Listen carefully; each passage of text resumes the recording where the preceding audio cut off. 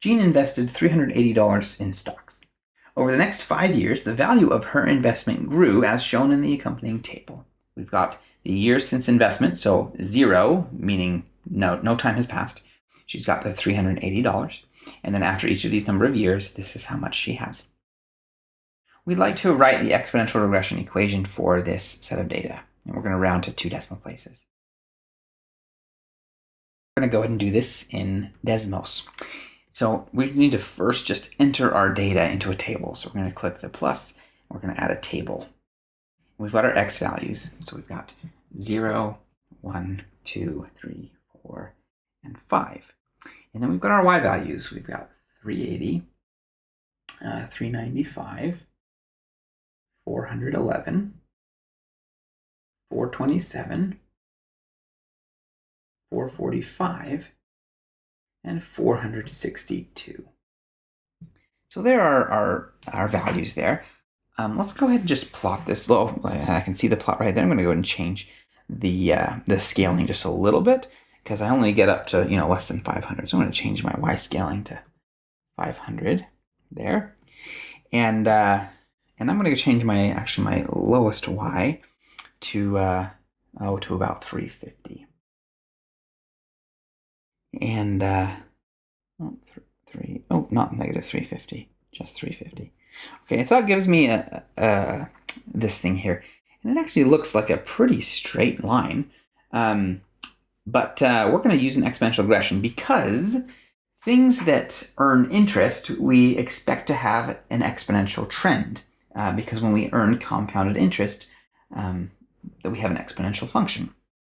So we're going to use an exponential regression on this. Now to do the exponential regression, we know that the general exponential form is a times b to the x.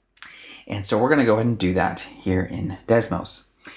Now we're not going to use the equals because we're doing a regression. So we're going to do y1 because we're working with this variable here. And then the little tilde, and then a times b to the x1.